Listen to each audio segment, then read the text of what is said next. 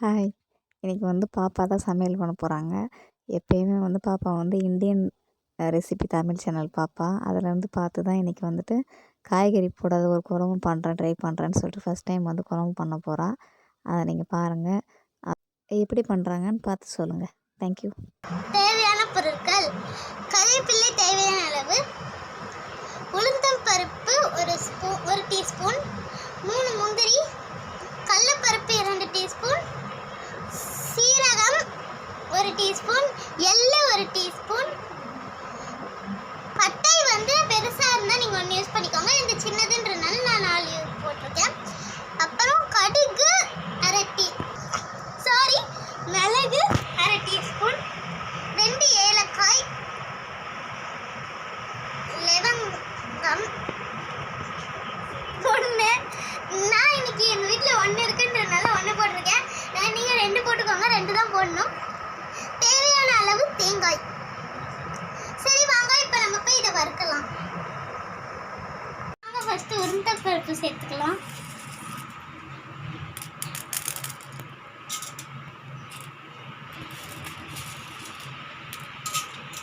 கடலைப்பருப்பு,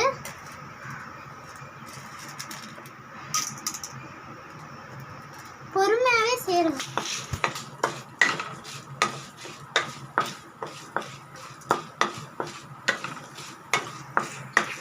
அடுத்தது போட்டுக்கலாம். அடுத்தது சீரகம்,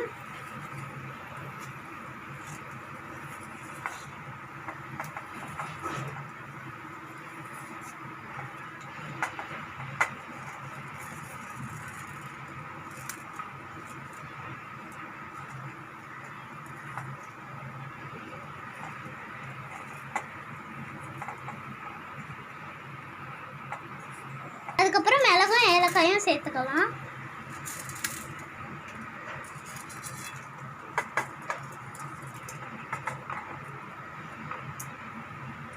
ஓகே, இப்போ வதக்கிக்கலாம்.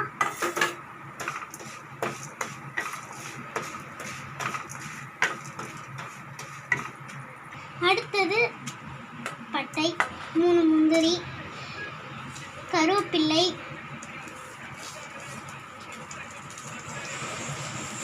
அடுத்தது எள்ளு, அடுத்தது தேங்காய்,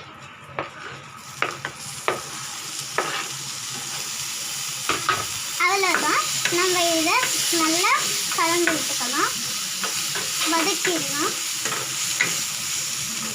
இது இப்போ நல்லா வதக்கிக்கணும். வதக்கிட்டு சுத்தமாக சூடே இருக்கக்கூடாது. அந்த மாதிரி ஆற வச்சுட்டு அப்புறம் நம்ம அரைச்சிக்கணும். நான் இதை வறுத்துட்டு அரைச்சிட்டு காட்டுறேன். அதுக்கு முன்னாடி நம்ம ஃபஸ்ட்டு வெறும் இதை மட்டும் அரைச்சிக்கணும். அதுக்கப்புறம் தண்ணி ஊற்றி அரைக்கணும். ஆறிடுச்சு. எனக்கு அரைக்க தெரியாது, அதனால எனக்கு பதில் அம்மா அரைச்சி தருவாங்க எனக்கு. வாங்க இப்போ இதில் போடலாம்.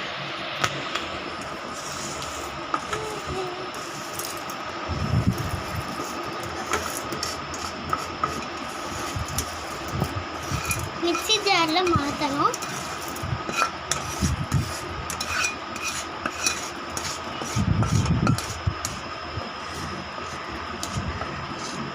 ஓகே, மிக்ஸி ஜாரில் மாற்றியாச்சு. நான் அரைச்சிட்டு காட்டுறேன். ஃபஸ்ட்டு இந்த மாதிரி அரைஞ்சதும் நம்ம இதில் திருப்பி ஒரு தடவை தண்ணி ஊற்றி அரைக்கணும். நான் தண்ணி ஊற்றியும் அரைச்சிட்டு உங்களுக்கு காட்டுறேன். இருங்க, தண்ணி ஊற்றலாம். நான் பாருங்கள், இந்த அளவு ஃபைன் பேஸ்ட்டாக அரைச்சிக்கணும். இது போல். ஓகே, நம்ம வாங்க குழம்பு செய்யலாம். நான் ஸ்டார்ட் பண்ணுறேன். ஃபஸ்ட்டு எண்ணெய் ஊற்றிக்கலாம். இதில் இருக்கிற மொத்த எண்ணெயுமே நான் ஊற்றிக்கிறேன். நல்லா காயட்டும், அது வரைக்கும் வெயிட் பண்ணலாம். எல்லாம் நல்லா காஞ்சிடுச்சு. ஃபஸ்ட்டு இப்போ 1 டீஸ்பூன் கடுகு. இது நல்லா பொரியட்டும். அதுக்கப்புறம் இப்போ சீரகம் 1 ஸ்பூன், வெந்தயம் 1/4 ஸ்பூன் போட்டுக்கலாம். போட்டுட்டேன். இது நல்லா இதை வதக்கி விட்டுக்கலாம். இது நல்லா வெங்காயம் எடுத்து போட்டுக்கலாம். நான் பெரிய வெங்காயம் 2 நல்லா பொடியாக கட் பண்ணி வச்சுருக்கேன். அதை நம்ம எடுத்து போட்டுக்கலாம்.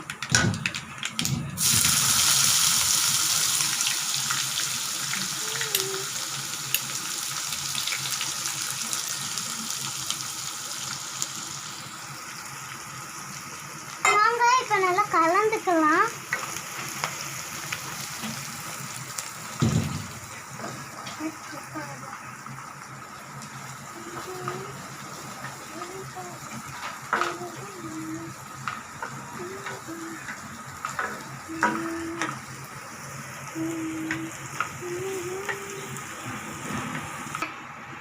அந்த ஆண்டி வந்து பெரிய பச்சை மிளகாயா 2 எடுத்தாங்க. என்கிட்ட இப்போ வந்து இன்னைக்கு சின்ன பச்சை மிளகா தான் இருக்குது. அதனால நம்ம 5 போட்டுக்கலாம். நல்லா வதக்கிக்கலாம்.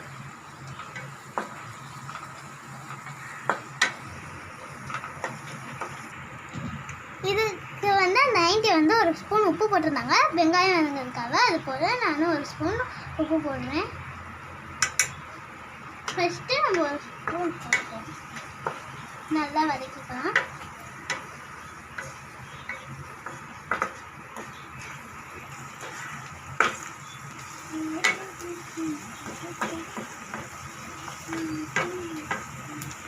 இப்போ வெங்காயம் நல்லா வதங்கிடுச்சு. இப்போ கருவேப்பிலை போட்டுக்கலாம்.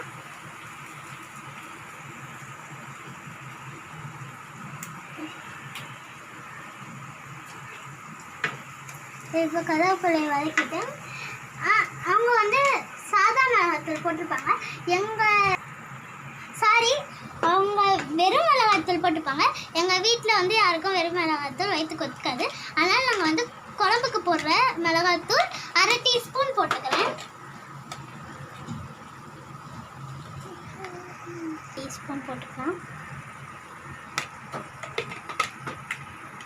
1 டீஸ்பூன். இப்போ கரம் மசாலா 1 டீஸ்பூன். அப்புறம் இந்த ஸ்பூன்லேயே நீங்கள் சிக்கன் மசாலாவும் அளந்து போட்டுக்கோங்க. 2 டீஸ்பூன்.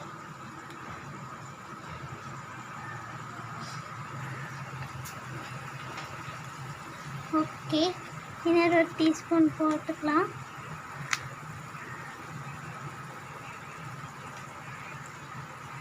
ஓகே, லேசாக போட்டு இப்போ வந்து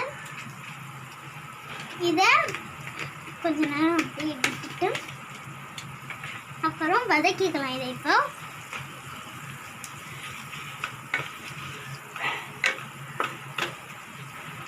எனக்கு வந்து அம்மா வீட்டில் டெய்லியும் செய்கிறத பார்த்து செய்யறதுனால கொஞ்சம் ஈஸியாக இருக்குது செய்ய. நம்ம வீட்டில் டெய்லியும் செய்கிறத பார்த்ததுனால நம்ம வந்து வெங்காயம் போட்டதுக்கப்புறமே இஞ்சி பூண்டு பேஸ்ட்டு சேர்த்துக்கணும். நான் மறந்துட்டேன். அதனால இப்போ சேர்க்குறேன் 2 டீஸ்பூன் இஞ்சி பூண்டு பேஸ்ட்.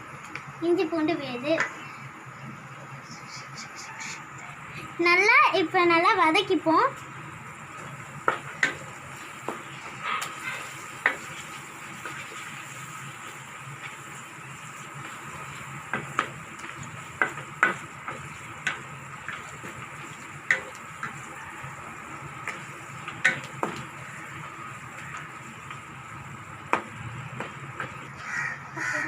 இது இப்போ நல்லா வதங்கிடுச்சு. நம்ம வந்து புளி தண்ணி இப்போ சேர்த்துக்கலாம். நீங்கள் வந்து புளி தண்ணி சேர்க்கறதுக்கு பதில் 2 தக்காளி நல்லா ஃபைன் பேஸ்ட்டாக அரைச்சி கூட சேர்த்துக்கலாம். நான் வந்து இன்னைக்கு வந்து இந்த வடிகட்டி வச்சு தான் வடிகட்டினேன் புளி. அம்மா வந்து கையிலே புளியை வடிகட்டிடுவாங்க. எனக்கு அப்படி வடிகட்ட தெரியாது. அதனால நான் இப்படி போனேன். சரி வாங்க, ஒரு சின்ன நெல்லிக்காய் சைஸ் தான். இப்போ நம்ம இதை ஊற்றிடலாம். இல்லை, இந்த புளி தண்ணியை மெதுவாக ஊற்றிக்கோங்க. ஓகே, ஊற்றிட்டேன். இப்போ இதை கலந்து விட்டுக்கலாம்.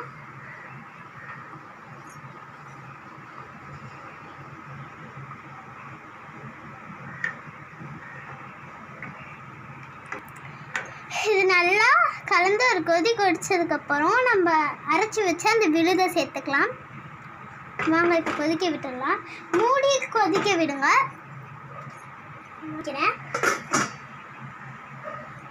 இது ஒரு 1 நிமிஷம் விட்டால் போதும், அது கொதிச்சு வந்துடும். இப்போ நம்ம திறந்து பார்க்கலாம். நல்லா கொதி விட்டுச்சு. இப்போ நம்ம ஒரு தடவை கலந்து விட்டுட்டு அப்புறம் நம்ம அரைச்சி அந்த விழுது இருக்குது பார்த்தீங்களா, அதை எடுத்து சேர்த்துக்கலாம். பாருங்கள், நம்ம அரைச்ச விழுது இதுதான். நான் அந்த மிக்ஸி என்ன தடவை அதில் தண்ணி ஊற்றி இது பண்ணி வச்சுருக்கேன். வாங்க இதை இப்போ சேர்த்துக்கலாம்.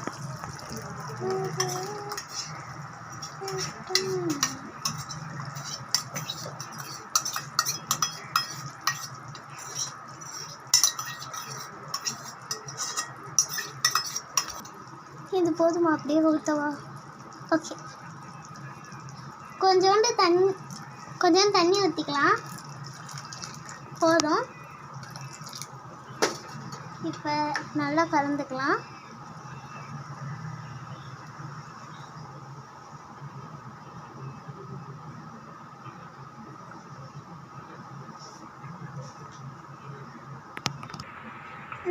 எனக்கு அந்த ஆன்ட்டி செஞ்ச கலருக்கு வரல, ஏன்னா அவங்க ரெட் சில்லி பவுடர் போட்டாங்க. நான் வீட்டில் அரைச்சி பவுடர் தான் போட்டேன், அதனால் எனக்கு அந்த மாதிரி கலருக்கு வரல. இதனால் கொதிச்சு ரெடி ஆகட்டும், அப்புறம் நம்ம பார்க்கலாம். இப்போ நல்லா கலந்துக்கலாம். நல்லா வதங்கி வெளில வந்தாச்சு, நல்லா கொதிச்சிடுச்சு. நீங்கள் இந்த கண்டென்ட்டில் இருந்தால் சாப்பாடு ஒயிட் ரைஸ் வெரைட்டி ரைஸ்க்கெலாம் நல்லாயிருக்கும். நீங்கள் இன்னும் கொஞ்சம் திக்காக்கிட்டிங்கன்னா தோசை சப்பாத்தி அதுக்கெலாம் ரொம்ப சூப்பராக இருக்கும். அதுக்கப்புறம் இது ரொம்ப அதாவது வெஜ் ஒயிட் குருமா மாதிரி இருந்தது. அதனால் நான் லேசாக கேசரி பவுடர் ஆட் பண்ணேன். ஆனால் அது டேஸ்ட் பண்ணி பார்த்தா ரொம்ப நல்லா இருந்துச்சு. இதை நீங்களும் வீட்டில் செஞ்சு டேஸ்ட் பண்ணி பார்த்துட்டு கமெண்ட் செக்ஷனில் எப்படி இருந்ததுன்னு சொல்லுங்கள். அடுத்த வீடியோவில் சந்திக்கலாம். பாய்.